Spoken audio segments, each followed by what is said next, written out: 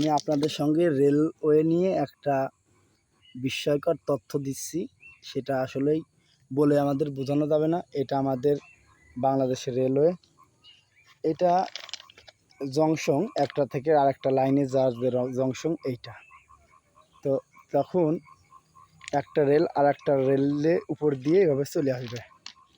তো তখন ওই ক্রসিংয়ের মাধ্যমে সোজা রেলটা এরকম ক্রস লাইন দিয়ে এসে এরকম ডিফারেন্ট লাইন দিয়ে আবার ওই পাশ দিয়ে চলে যাবে। মোটামুটি কথা প্ল্যাটফর্মের কাছ দিয়ে যাবে না। যদি প্ল্যাটফর্মের কাছে একটা রেল থাকে তাহলে পাশ দিয়ে এই রেলটা চলে যাবে। কিন্তু এইখানে একটা গুরুত্বপূর্ণ বিষয় কাজ করে। এখানে দেখেন জংশন বিচ্ছিন্ন করা হয়েছে, লাইন বিচ্ছিন্ন করে দিয়ে আর একটা লাইনের উপর পুশ করা হয়েছে। এদিক দিয়ে প্রথমে পুশ করবে, পুশ করার পরে এমনি দিয়ে আসার পরে এখান থেকে আপনার পুশ করে এদিক দিয়ে বাই করে দেবে। তো এইখানে এরকম গুরুত্বপূর্ণ জায়গায় কাঠ ব্যবহার করছে। তারপরে এগুলো গোজ অনেকটারই এই গোজ নাই।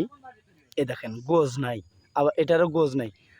এটারও এই একটারই এই পাশে একটা গোজ নাই, আবার এই পাশে একটা গোজ নাই। আবার এই সেম কাঠেরই এই পাশে একটা গোজ নেই, এই পাশেও একটা গোজ নেই। ঠিক আছে। আবার দেখেন যে এইখানে আছে গোজ, চারটেই গোজই আছে, কিন্তু এটাও বাঁশের, এটাও বাঁশের, আবার এটাও বাঁশের। আবার এই একই কাঠের এই দেখেন একই কাঠের এইখানে এটাও বাঁশের, এটাও বাঁশের। আবার এই পাশে এইটা লোহা, এটা লোহা, কিন্তু এইটাও বাঁশের। আবার এইখানেই একই কাঠেরই দেখেন এই এক হাত পর এই একটা বাঁশ, আবার এই পাশেও আর একটা বাঁশ।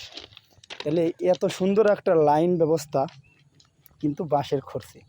কারণ সীমাহীন দুর্নীতি আর অভিযোগ অনিয়মের শেষ নাই রেলওয়ের বিষয় নিয়ে। তো এইখানে দেখেন কাঠগুলো পচে গেছে। একটা দুর্ঘটনা হলেই অনেক প্রাণ ধরে যাবে। তো এই ধরনের পরিবেশ, যে যেমন পাচ্ছে সে সেমন খাচ্ছে। তো যাই হোক, এটা বলে বোঝানো যাবে না। এই দেখেন রানিং লাইন, এটা রেগুলারই রেল 4 বার আসা যাওয়া করে, আসা যাওয়া দিয়ে 4 বার হয়। এই দেখেন পরিবেশ। তো যাই হোক, ভিডিওটা শেয়ার করেন। ধন্যবাদ।